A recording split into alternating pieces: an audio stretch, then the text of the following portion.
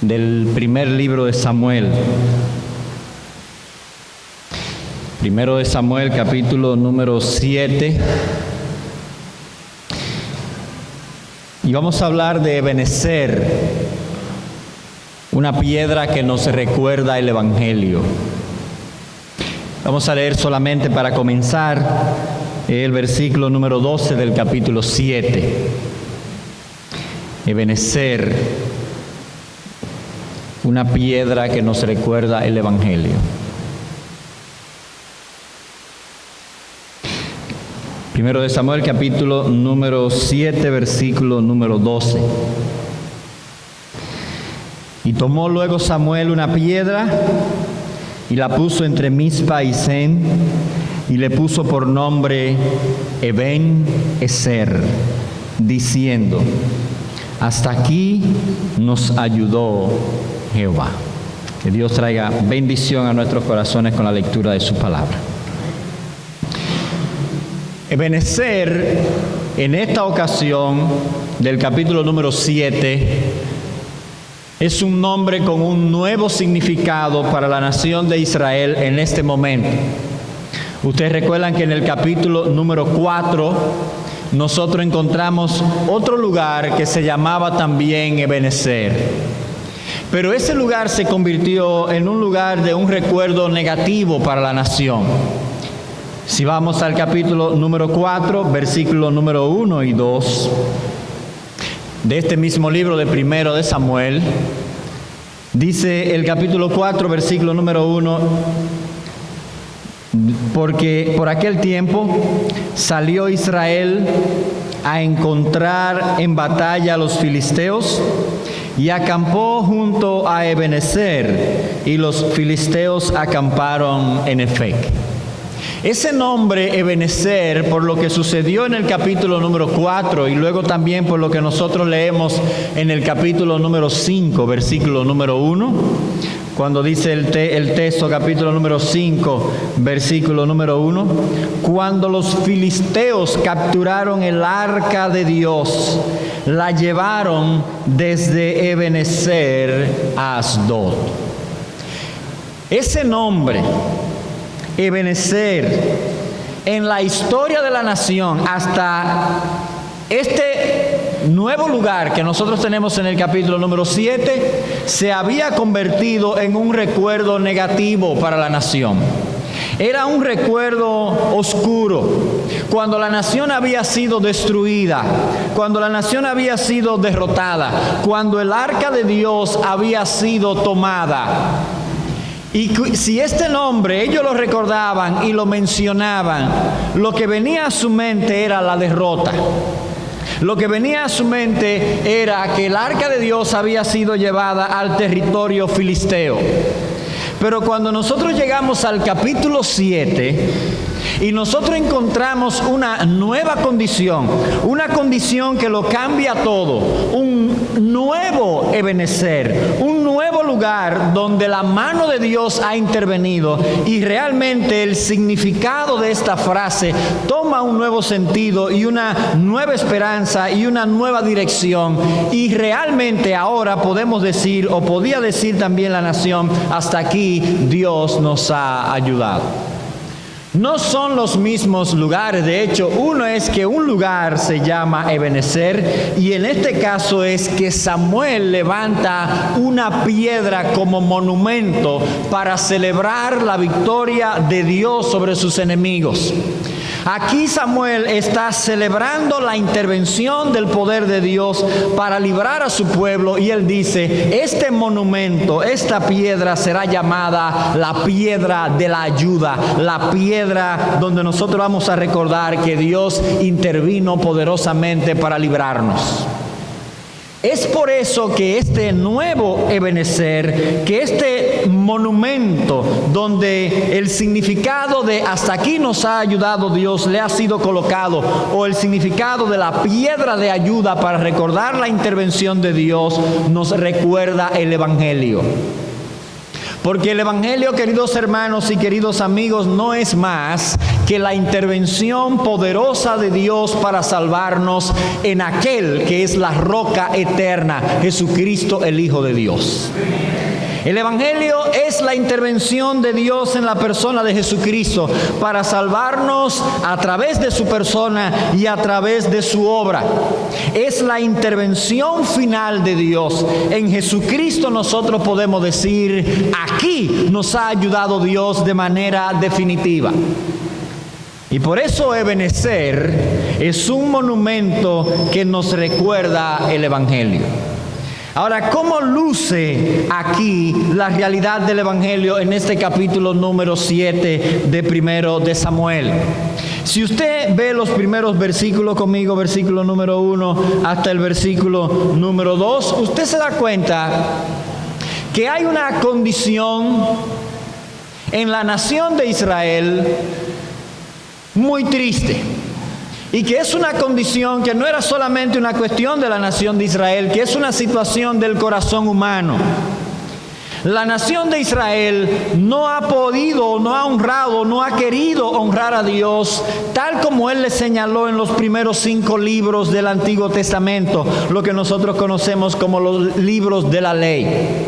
Nosotros aquí seguimos respirando el espíritu de los jueces. De hecho, el capítulo número 7 nos recuerda mucho las escenas del libro de los jueces y también se nos presenta a Samuel como el último de los jueces de la nación de Israel en este capítulo número 7. Pero si usted nota en estos 2 primeros versículos que dicen: vinieron los de Kiriat Jearim y llevaron el arca de Jehová y la pusieron en la casa de Abinadab, situada en el collado, y santificaron a Eleazar su hijo para que guardase el arca de Jehová. Hasta ahí todo bien. Desde el día que llegó el arca a Kiriat Jearim pasaron muchos días, 20 años, y toda la casa de Israel lamentaba en pos de Jehová. Ahora, este lamento, por lo que nosotros vemos más adelante en el versículo número 3, no significaba conversión, ni significaba arrepentimiento, ni abandono de la idolatría. Ellos tenían su corazón centrado en los ídolos. Ellos tenían su corazón en seguir una religión, no como Dios la había establecido en las Sagradas Escrituras, no como Él la había establecido en la historia, sino como ellos se la imaginaban y en conformidad a los pueblos que les rodeaban. Era una situación muy triste, como es triste la situación del hombre y la mujer sin el Evangelio. La palabra de Dios dice que el Evangelio es poder de Dios para salvación a todo aquel que cree. Pero la salvación ¿es de qué? Dice las Sagradas Escrituras, hablándonos o describiéndonos de dónde nos saca Dios, de dónde nos salva Dios, en el libro de Efesios, capítulo número 2, cuando la palabra de Dios nos dice: y Él os dio vida a vosotros cuando estabais muertos en vuestros delitos y pecados. Dice el texto: en los cuales anduvisteis en otro tiempo, siguiendo la corriente de este mundo, conforme al príncipe de la potestad del aire, el espíritu que ahora obra, trabaja, opera en los hijos de desobediencia, entre los cuales también todos nosotros, los que ya creyeron, vivimos en otro tiempo en los deseos de nuestra carne, haciendo la voluntad de la carne y los pensamientos, y éramos por naturaleza hijos de ira, lo mismo que los demás. Dice el texto que por 20 años el pueblo lo que hacía era lamentarse delante de Jehová, en pos de Jehová, detrás de Jehová, pero Dios no le hacía caso. ¿Por qué? Porque sus corazones realmente no estaban buscando a Dios. Y cuando no estamos buscando a Dios de corazón, cuando no estamos buscando a Dios de una manera sincera, cuando no estamos buscando a Dios con un corazón abierto delante de Dios, no vamos a encontrar nada de Dios. Aquí para la nación de Israel no era cuánto ellos querían tener de Dios, sino cuánto Dios tenía de ellos, y Dios no tenía prácticamente nada de la nación. Ahora, el Evangelio es una proclamación. El Evangelio es la proclamación de que Jesucristo vino desde el cielo para buscar los perdidos, para entregarse en la cruz del Calvario por nuestros pecados, morir en sustitución por nosotros, ser sepultado, resucitar al tercer día y ofrecer la realidad de un nuevo mundo para los que creen en Él, la realidad de una nueva existencia para los que creen en Él, donde Dios es honrado. Y es por eso que ahora nosotros vemos ese principio aquí en el capítulo número 7, cuando en el versículo número 3 se nos dice que el profeta de Dios habló a la nación y comunicó un mensaje que hace que las cosas cambien, que hace que las cosas sean transformadas, que hacen que señalemos hacia un nuevo ebenecer, hacia una nueva etapa donde claramente podemos celebrar la intervención de Dios, el poder de Dios. Y por eso dice el versículo número 3, y este es un segundo elemento de mucho valor para nosotros en la proclamación del Evangelio. Nosotros tenemos que creer lo que Dios dice en su palabra, y nosotros tenemos que responder al llamado de Dios a la conversión y al arrepentimiento para poner nuestra fe en el Evangelio. Dice el versículo número 3, y habló Samuel a toda la casa de Israel diciendo. Cuando nosotros leemos aquí en el libro de Samuel, que Samuel, el profeta de Dios, habla a la nación, nosotros nos encontramos con el vocero de Dios comunicándole el mensaje de Dios a la nación de Israel. Eso fue lo que nosotros descubrimos en el capítulo número 3, cuando dice el capítulo número 3, versículo número 19 en adelante, dice el texto: y Samuel creció, capítulo 3, versículo 19, y Jehová estaba con él. Esa presencia de Dios en Samuel era lo que hacía que su palabra como profeta fuese palabra de Dios para la nación. Por eso sigue diciendo el texto: y no dejó caer en tierra ninguna de sus palabras.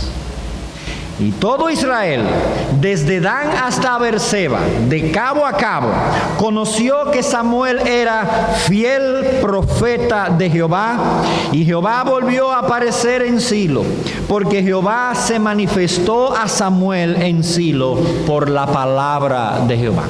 Y aquí en el capítulo número 7, aunque ya Silo estaba destruido por la invasión filistea que había pasado en el capítulo número 4, ahora Samuel vuelve a hablar al pueblo, a traerle la palabra de Dios, y les dice entonces Samuel ahora en el versículo número 3 del capítulo 7, el llamado al arrepentimiento, dice el versículo: si de todo vuestro corazón os volvéis a Jehová y quitad los dioses ajenos o a los Baales y a Astarot de entre vosotros, y preparad vuestro corazón a Jehová, y solo a él servid, os librará de la mano de los filisteos. Y dice el versículo número 4, entonces los hijos de Israel quitaron los Baales y a Astarot y sirvieron solo a Jehová. En 20 años que se describe desde el tiempo que el arca estuvo en la casa de Eleazar, o siendo cuidada por Eleazar, en esos 20 años la nación de Israel conservaba sus ídolos. Y aunque se quejaba de que Dios no hacía nada, no abandonaban sus ídolos, no abandonaban su falsa visión de la vida, su falsa manera de ver el mundo, seguían aferrados a sus dioses. Y aquí Samuel está haciendo un llamado al abandono de esa fe sin sentido, de esa fe que no sirve para nada, para que ellos regresaran de todo corazón a Dios. Dice el texto que la nación de Israel abandonó sus ídolos. Esto es importante, lo abandonó en esta ocasión, lo vuelve a retomar más adelante, pero en este momento, cuando el profeta de Dios estaba hablándole en el texto, en estas circunstancias, dice el texto que ellos abandonaron sus ídolos. Es un tiempo de encuentro con el Señor, es un tiempo de abrir el corazón y de ser sincero con el Señor y decirle: nosotros hemos fallado, como va a decir más adelante. Dice el versículo número 5, y Samuel dijo: reuní a todo Israel en Mizpa, y yo oraré por vosotros a Jehová. Iba a interceder por la nación. Dice, y se reunieron en Mizpa y sacaron agua y la derramaron delante de Jehová. Y ayunaron aquel día y dijeron allí, contra Jehová hemos pecado. Y juzgó Samuel a los hijos de Israel en Mizpa. ¿Qué tenemos aquí? Tenemos una clara celebración de arrepentimiento, de abandono del pecado. ¿Qué es lo que nos dice la proclamación del Señor Jesucristo cuando Él comienza a anunciar su mensaje? El Señor Jesucristo dice, arrepentíos porque el reino de los cielos se ha acercado. El llamado de Cristo es un llamado al arrepentimiento, a la conversión. Y esto es una respuesta correcta al Evangelio. ¿Por qué? Porque nosotros como seres humanos que hemos nacido en este mundo, tenemos una visión creada por nosotros mismos, por los humanos, por los principios de maldad de este siglo, que es muy distante de Dios. Y por eso necesitamos volvernos y decirle a Dios, las cosas son como tú dices, no como nosotros decimos. Las cosas son como tú las señalas en tu palabra, no como nosotros las imaginamos. Astarot, por ejemplo, y Baal eran los dioses, se veían en el tiempo de la antigüedad, hemos dicho esto muchas veces, se veían como los dioses principales de Canaán. Astarot como una diosa y Baal como uno de los dioses principales también de Canaán, que controlaba la fertilidad, el trueno, el clima, cosas como esa, y también Astarot como diosa también de la fertilidad en esos contextos donde la siembra era tan importante. Se veía que las cosas dependían de esos ídolos. Dios le está diciendo a ellos, tienen que cambiar de visión totalmente, porque el único Dios verdadero es el Dios que se revela en su palabra, es el Dios del Evangelio. No hay más.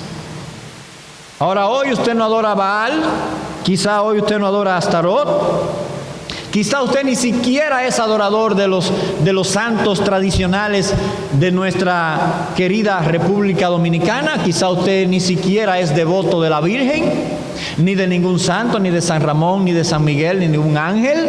Quizá usted piensa que usted es un pensador muy abierto o muy libre o cualquier otra cosa. Pues déjeme decirle algo. El ídolo en su corazón es lo que sustituye a Dios, y que usted, siguiendo esa visión, no le hace caso a Dios, no importa lo que sea. Y cuando la palabra de Dios nos dice aquí que si hemos de alinearnos con Dios, debemos de creerle a Dios y dejar de un lado esa visión que aparta a Dios de nuestros corazones. Note que en el versículo número 6 dice, hemos pecado contra Jehová. Y ellos hicieron una manifestación de arrepentimiento. Incluso dice el texto que ayunaron. El ayuno es una práctica en las Sagradas Escrituras, principalmente en el Antiguo Testamento, que nosotros la encontramos cuando una persona quiere manifestar su dolor delante de Dios. Y aquí precisamente era lo que la nación estaba haciendo. Ellos estaban mostrando su quebrantamiento delante de Dios a causa del pecado. Y lo más importante ahora en este momento no era comer, lo más importante era reconciliarse con Dios. Usted sabe que hay emociones, ya sea por tristeza o por otra cosa, que nos quitan el hambre. Hay algunos muchachos que comen tanto que el hambre no se le quita de ninguna manera.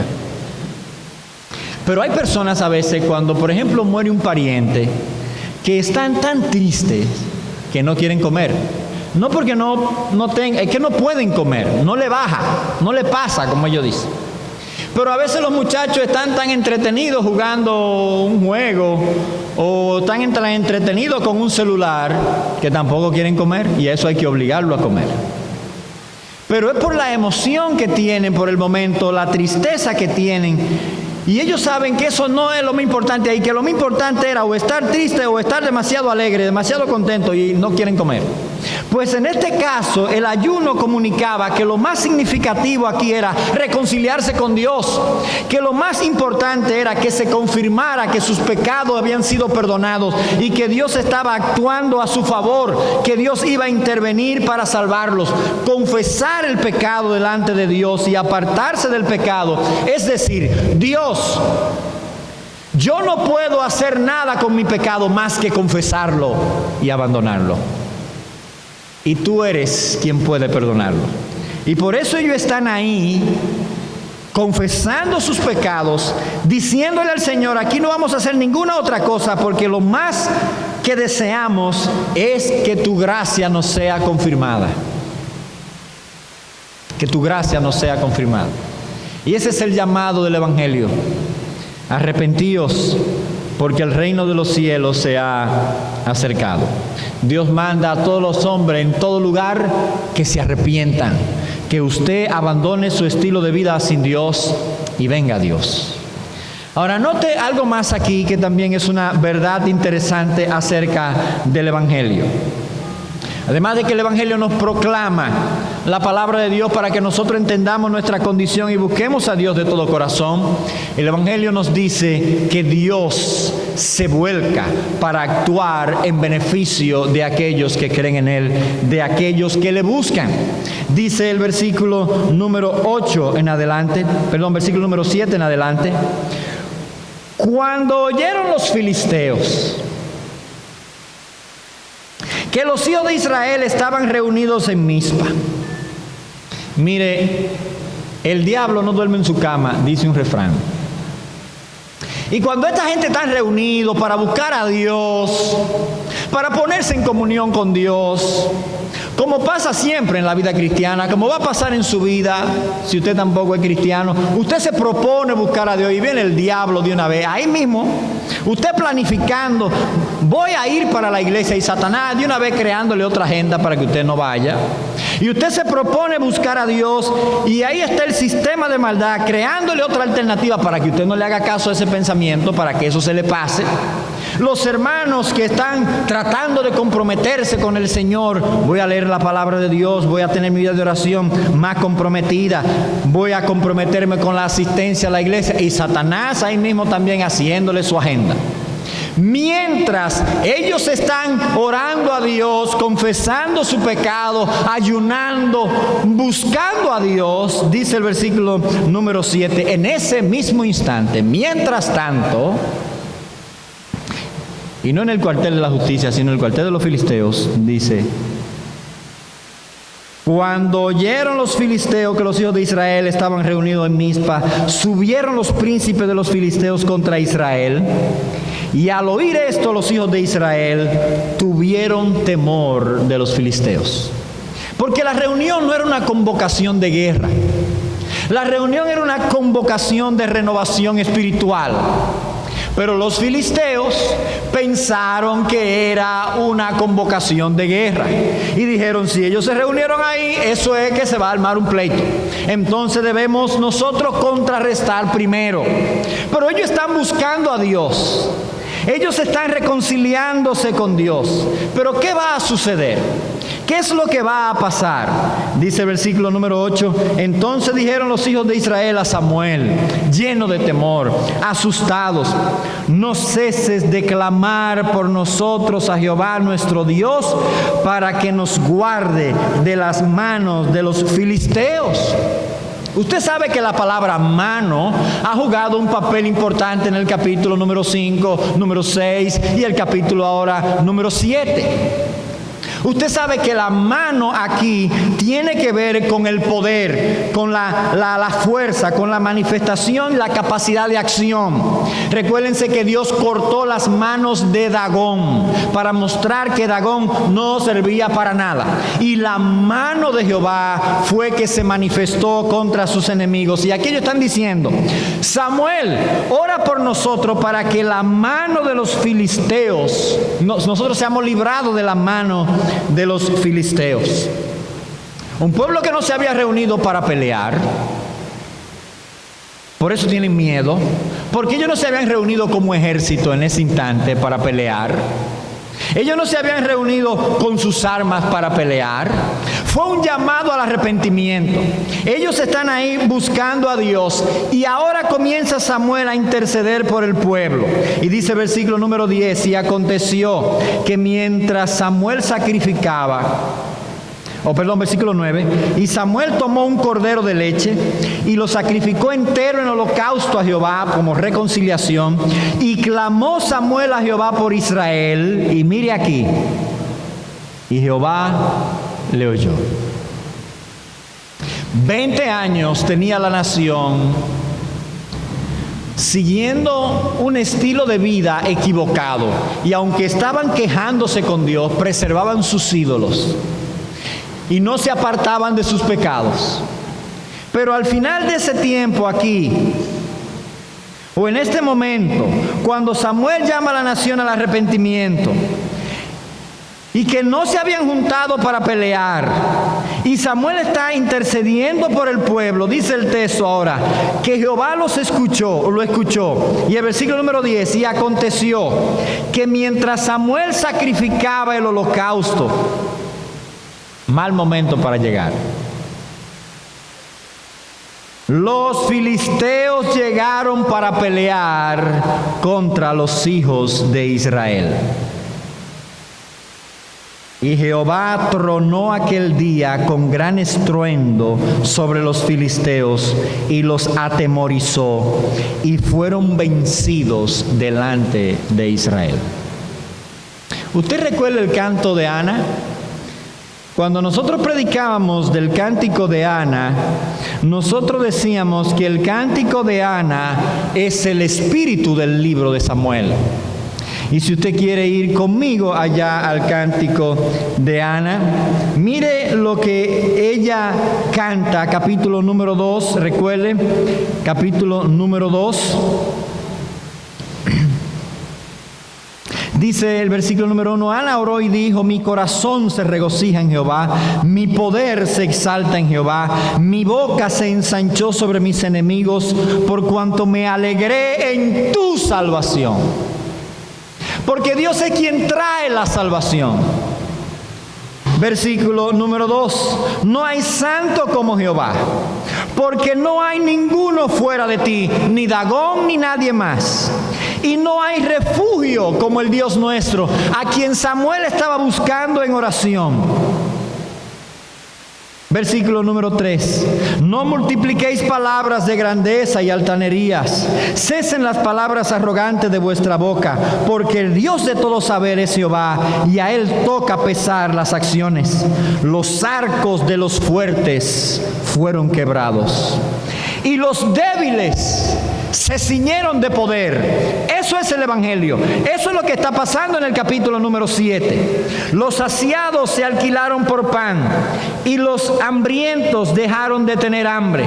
Hasta la estéril ha dado a luz 7, y la que no tenía muchos hijos, o la que tenía muchos hijos, languidece. Jehová mata y él da vida. Él hace descender al Seol y hace subir. Jehová empobrece y él enriquece. Abate y enaltece. Él levanta del polvo al pobre, y del muladar exalta al menesteroso, para hacerle sentarse con príncipes y heredar un sitio de honor, porque de Jehová son las columnas de la tierra, y él afirmó sobre ellas el mundo.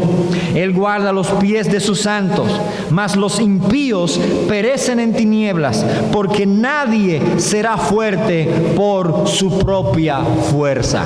Eso es lo que tenemos en el capítulo número 7. Mas delante de Jehová serán quebrantados sus adversarios, y sobre ellos tronará desde los cielos. Jehová juzgará los confines de la tierra, dará poder a su rey, y exaltará el poderío de su ungido. Volviendo al capítulo número 7, lo que Dios hizo en el versículo número 10, cuando nos dice el texto que Jehová tronó sobre los filisteos, una de las nociones de la creencia o de la teología de Baal en el Antiguo Testamento era que Baal controlaba el clima, que Baal controlaba los acontecimientos que sucedían precisamente también con los rayos y los truenos y todo eso. Pues aquí Dios le estaba mostrando que Él es el soberano sobre todas las cosas, y Él atemorizó a los enemigos de su pueblo, atemorizó a aquellos que querían dañar este momento del pueblo de Dios, de la búsqueda de Dios. Y esto es importante para nosotros y es importante para usted. Si usted quiere buscar a Dios y usted está atemorizado porque hay muchísimas cosas que le rodean, que usted cree que son más fuertes que usted, o más fuertes que la decisión que usted quiere tomar, déjeme decirle que si Dios está con usted, nadie puede con usted. Si Dios es con nosotros, ¿quién contra nosotros? Por lo débil que usted sea, por lo débil que usted se encuentre, el texto nos está diciendo que Dios sale en la defensa de aquellos que deciden seguirle de manera correcta. Ahora, ¿cómo es que Dios no va a manifestar su intervención si usted lo que quiere es manipular a Dios, como quería la nación, manipular a Dios? Pero cuando la nación se puso en la mano de Dios y le dijo a Dios, Dios, tenemos que depender solamente de ti, en ese momento el poder de Dios se manifestó. Y por eso dice ahora el versículo número 11, y salieron los hijos de Israel de Mizpa, siguiendo a los filisteos, hiriéndolos hasta abajo de Bet-car, siguiéndolos. Y aquellos que no habían salido, que habían salido no para formar un ejército en ese instante, terminan siendo victoriosos. En medio de todas estas cosas, somos más que vencedores por medio de aquel que nos amó. Y para recordar ese momento, y para borrar una historia de malos recuerdos, una historia de derrota cuando se decía Ebenezer, y en vez de ser un lugar que recordara la victoria, cuando se decía Ebenezer recordamos la derrota, Samuel toma una piedra de monumento en el versículo número 12 y hace que esto sea un testimonio de un nuevo comienzo, de un nuevo tiempo, y donde había derrota o el recuerdo que nos traía la palabra Ebenezer, que era una derrota, ahora se convierte en un recuerdo nuevo de victoria.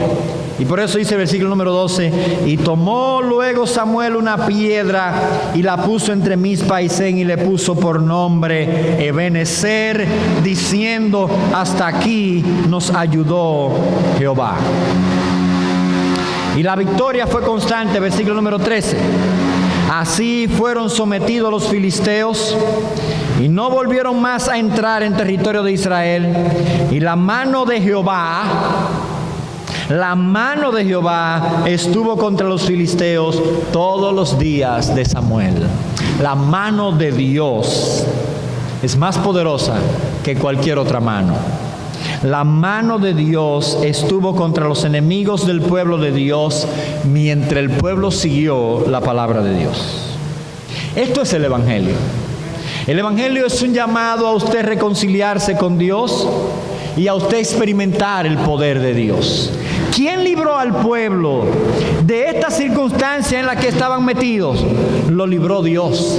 ¿Qué es lo que ellos están proclamando cuando dicen, esta piedra es el monumento de que Dios ha intervenido para nuestra salvación? Usted sabe lo que ellos estaban haciendo. Ellos estaban diciendo, no nos salvamos a nosotros mismos, nos ayudó Dios. Dios es nuestro Salvador. Y es por eso que esa piedra nos recuerda el Evangelio. ¿Por qué? Porque en la persona de Jesucristo nosotros no nos salvamos a nosotros mismos. Dios nos salva en Cristo. Y si usted quiere tener salvación en esta noche, si usted quiere que las cosas cambien de manera total en su vida, usted tiene que venir a Jesucristo. Y que Jesucristo se convierta en la piedra de ayuda, en la piedra de salvación. Padre, gracias te damos. Bendecimos tu nombre en estos momentos. Gracias porque Cristo entregó su vida en la cruz del Calvario, resucitó de entre los muertos para darnos vida, para darnos victoria sobre los poderes del mundo, Satanás, el pecado, y que podamos decir, Él es la piedra de nuestra salvación. Gracias te damos en el nombre de Jesús. Amén y amén.